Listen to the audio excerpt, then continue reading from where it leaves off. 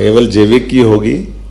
तो हमने कहा नहीं, जैविक और दोनों की हो जाएगी, इसमें कोई दिक्कत नहीं, दोनों में कोई अंतर नहीं है। उन्होंने बहुत अच्छा छोटा सा उत्तर दे दिया इसका। उन्होंने कहा प्राकृतिक और जैविक में क्या अंतर है? मैंने उनके ढंग से समझना चाहा तो उन्होंने मुझे जो समझाया, उन्होंने कहा जो अपने खाने के काम आए वो प्राकृतिक और जो विदेश का खाने वाले आए वो जैविक।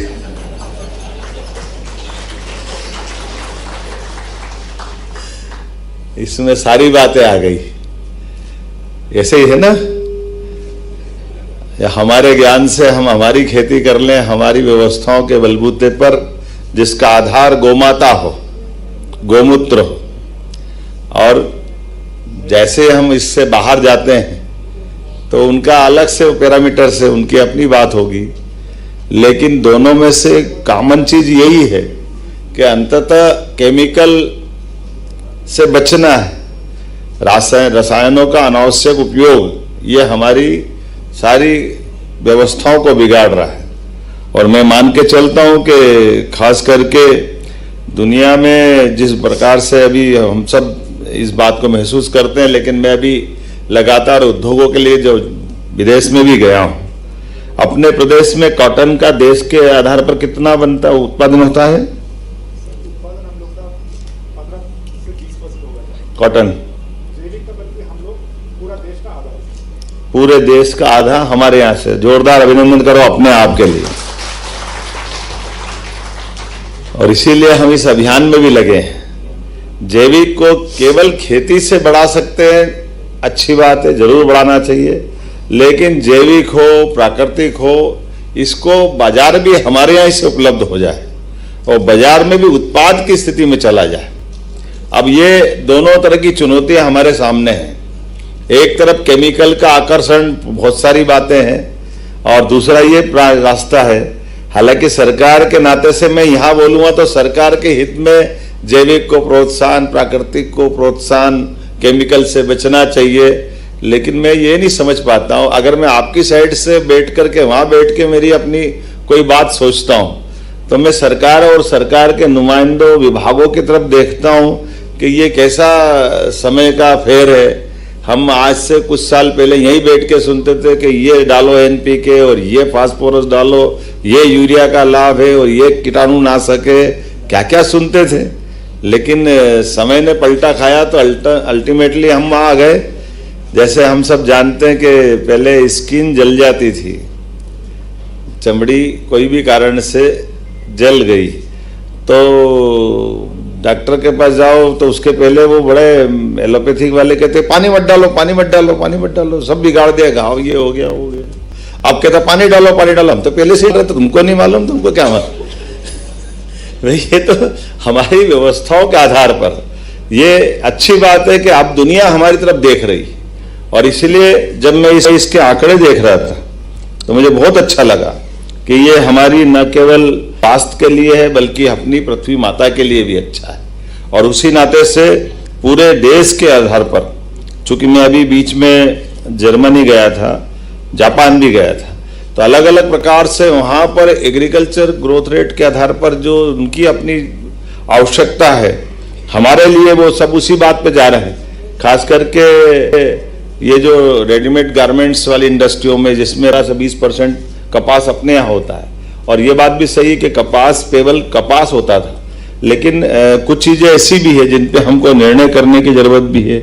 मैं मान के चलता हूँ कि लगभग 11.48 लाख हेक्टेयर में जैविक खेती अपने यहाँ हो रही है, और ये डिंडोरी, मंडला, बालाघाट, छिंदवाड़ा, बैतूल, कटनी, उमरिया, अनूपपुर, ये जैविक के मूल आधार हैं। लेकिन धार झाबुआ भी तो होगा इसमें, धार झाबुआ भी है ना, वो प्राकृतिक खेती क्या।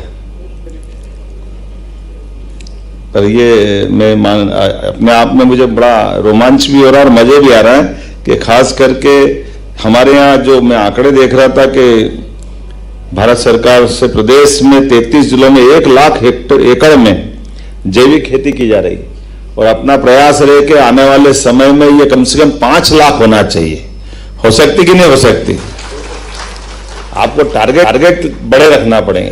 क्या टारगेट रखे हैं अभी अपन ने? पिछले साल कितना था? कितना? अब की बार 1 लाख रखा, अगले साल 2 लाख करना, उसके साल अगले साल 4 लाख करना, लगातार बढ़ाना है। सरकार की कोई इसमें कहीं किसी प्रकार की कोई कंफ्यूजन नहीं है, सीधी लाइन है। इसके कई कई गुना फायदे हैं। लेकिन ये भी कर सकते हो, जो जैविक और प्राकृतिक खेती कर रहा है उसको हम अपने पंप भी देंगे ताकि वो अपने बलबूते पे चल करके अपना स्वयं का बिजली के बिल से भी मुक्ति पाए। और खास करके ट्राइबल के बेल्ट में ये बड़ी दिक्कत है, लाइनें बिछाना, बाकी सारी चीजें करना है ना, इसकी कठिनाई। तो इस तरह से भी आप प्लान कर सकते हो। हमारा प्रयास है कि हर हालत में जैविक खेती को, प्राकृतिक खेती को अपने पैरों पे खड़ा करना, उनके लिए जो बन सकता जरूर करेंगे। मैं आज तो चूंकि थोड़ा समय की कमी है, लेकिन फिर भी मैं मान के चलता हूं, आप जब दिन भर बैठेंगे तो हमारे यहाँ चूंकि ये उद्योग घोषित किया है और मैं स्पष्ट रूप से मानता हूं कि उद्योग की बात अगर हम कर रहे हैं तो उद्योग की बात माइनिंग हो सकती है, दूसरी सारी चीजें हो सकती है, लेकिन कृषि आधारित राज्य में कृषि को छोड़ के उद्योग की बात करेंगे तो बेईमानी हो जाएगी। हमको अगर इस भाव से सोचना है तो आने वाले समय में हमारे अपने ये चारों क्षेत्रों में, खास करके मध्य भारत, महाकौशल, मालवा और चंबल, इसके बेल्ट में हमारे ये पूरे साल का प्लान बनाएं। और क्रमशः जैसे पिछली बार हमने इंडस्ट्रियों की बात की, इस बार शुद्ध रूप से कृषि आधारित उद्योगों की बात करेंगे। उसको नीचे तक कैसे फैलाएं, कैसे बढ़ाएं, कहां तक ले जा सकते हैं, उस तरह से। और खासकर कृषि आधारित उद्योगों के लिए भी जिस प्रकार की, जैसे मैंने कृषि खेती की बात की है कि खेती के आधार पर हम अपना टारगेट बढ़ा लेके चल रहे हैं, उसी आधार पर इन उद्योगों का भी टारगेट लेके चलिए। मैं अनुपम राजन जी और शैलवेंद्रम जी दोनों बहुत सुयोग्य अधिकारी, मैं मान के चलता हूं कि ये एग्रीकल्चर बेस्ड इंडस्ट्री का ज्यादा कोई मुझे लगता है कि बहुत बड़ा खर्चा भी नहीं होता है, लेकिन सरकार के द्वारा जितना प्रमोशन कर सकते हैं, जितना प्रोत्साहन दे सकते हैं, वो सारा प्रोत्साहन देने के लिए तैयार रहेंगे। और नवीन तकनीकों के बलबूते पर जिनमें हमारी खेती के आधार पर कृषि की उत्पादकता का फर्क पड़े, लेकिन ये बात भी सही है कि जो हमारी प्राकृतिक व्यवस्थाओं पे भी दोनों का तालमेल करते हुए, अभी कितनी अच्छी अच्छी प्रकार से वहां आपके स्टॉलों पर देसी हल्दी की और आम हल्दी की क्या क्या तरीके निकाल दिए हैं। तो नवीन तकनीक के आधार पर उन्नत बीजों की स्थिति बने, लेकिन खेती का तरीका अपना जैविक ही रहना चाहिए, उसमें केमिकल को हतोत्साहित करें। और कोई कोई गांव या कोई ब्लॉक भी ले सकते हैं, तो गांव या ब्लॉक को भी हम प्रोत्साहन देंगे, जिलों को भी प्रोत्साहन देंगे कि उस जिले में हम अब 2-4-10 बच्चे हैं उनको भी प्रेरित कर दें, तो एक आदर्श जिला, आदर्श ब्लॉक, आदर्श गांव बने। ये लगातार बढ़ाने की जरूरत है। और जब अब और एक और कारण से आपकी महत्ता बढ़ गई, जब हमारे यहाँ अपने यहाँ नेशनल डेयरी डेवलपमेंट बोर्ड के माध्यम से हमने पशुपालन में भी दूध प्रोत्साहन के लिए खास करके सांची को भी नेशनल डेयरी डेवलपमेंट बोर्ड के माध्यम से एमओयू करा के, जो हमारे प्रदेश की 9% दूध की उत्पादन क्षमता है, हम इसको 20% तक ले जाना चाहते हैं, कई गुना बढ़ाएंगे। और इसीलिए आपके आसपास में भी यहाँ जिस जिस ब्लॉक में अभी हमने कहा कि स्वयं सहायता समूह के माध्यम से गौशालाओं का संचालन, और इसलिए गौशालाओं को बढ़ाना, पशुपालन को बढ़ाना, दूध पे बोनस चालू करना, कई प्रकार से इसको काम कर रहे हैं। तो ये एक दूसरे के पूरक है कि वैसे तो किसान की आमदनी, रोजमर्रा की आमदनी तो दूध और फल फूल सब्जी से होती है, बाकी फसल तो अपने अपने फसल चक्र में होती है। लेकिन मैं उम्मीद कर निश्चित रूप से समान आधार पर किसानों की आय बढ़ाने के लिए और किसानों के आय, गांव की समृद्धि के लिए ये अपने सभी क्षेत्र में खासकर ये निर्णायक भूमिका में हम आएंगे। ऐसे में अब ये एग्रोविजन का, मैं बीच में नागपुर का एक बड़ा मेला देख के आया था और उनके अधिकारियों को बुलवाया भी था हमने। हो सकता है वो मॉडल भी चले, आपका अपना मॉडल भी खड़ा करो, ऐसा भी हो सकता है। लेकिन अभी से आने वाले समय में हमारे अपने बड़े बड़े महानगरों में केवल कृषि आधारित व्यवस्था के आधार पर आसपास के जिलों से जोड़ते हुए, अर्थात जैसे चंबल, जबलपुर या मालवा में आप बात करोगे या भोपाल में करेंगे, तो ये जैसे धीरे धीरे अपना वन मेला बहुत लोकप्रिय हो गया। आने वाले समय में हमारे जैविक उत्पादों के मेले या इस प्रकार की व्यवस्था को जोड़ करके आप जरूर देखें, जिसमें हमारे परंपरागत मेलों के अंदर की स्थिति भी अब धीरे धीरे उस प्रकार से जीवंत करने की जरूरत है। जैसे उज्जैन में कार्तिक मेला लगता था, या भी विक्रमादित्य का विक्रमोत्सव मेला लगता है, ऐसे इस आधार पर भी जहां बड़े पैमाने पे लोगों का आवागमन भी होता है और जागृति फैलाने में हमारा इस बड़ी योजना का एक तरह से लाभ मिल सकता है। खास करके जब हमने ये बात कही है तो मैं मान के चलता हूं, अभी आपकी जानकारी के लिए, टमाटर कहां कहां ज्यादा हो रहे हैं? नहीं, ये तो आपको मालूम है, बाकी मालवा में भी तो हो रहे हैं, है ना? तो अभी ये मध्य प्रदेश सरकार भारत सरकार के साथ मिलकर के इनके निर्यात करने के लिए जहां योग्य प्रसंस्करण इकाइयां हैं वहां तक जाने का ट्रांसपोर्टेशन का पैसा भी देने को तैयार है। मालूम है क्या ये शैलेंद्रन जी? तो इसको पब्लिसिटी करो कि भाई अगर आपका उत्पाद है तो किसान को उसकी फसल का लाभ कैसे मिले।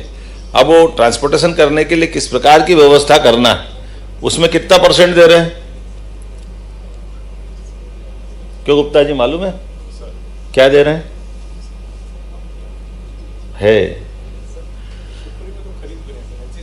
मेरा यही कहना है, खरीद भी रहे हैं और माल को पहुंचाने का ट्रांसपोर्टेशन का पैसा भी दे रहे हैं। अरे मैं तो मालूम है किसान ले जा रहे हैं, पर किसान को निर्यात का भाड़ा दे देंगे तो मना करेगा? है, यही तो कह रहा हूं मैं।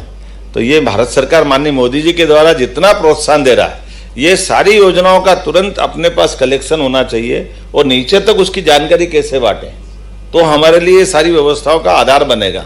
इसी प्रकार से ब्लॉक वाइज हमारे अपने, आप अगर आज बैठेंगे तो मोटे तौर पर पूरे प्रदेश का नक्शा लेकर के बैठ करके हमारे किन किन ब्लॉक में, किन जिलों में, किन जोन में, किन स्तर पर क्या क्या फसलें होती है और उन फसलों के आधार पर कौन कौन से उद्योग कहाँ लगना चाहिए।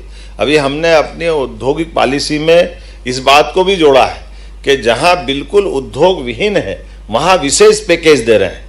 तो हम ये चाहेंगे कृषि आधारित उद्योग पहले लगे, क्योंकि कहीं कुछ होता हो ना होता हो, 55 जिलों में ये गारंटी है कि वहां कृषि तो होती, ये तो पक्का है।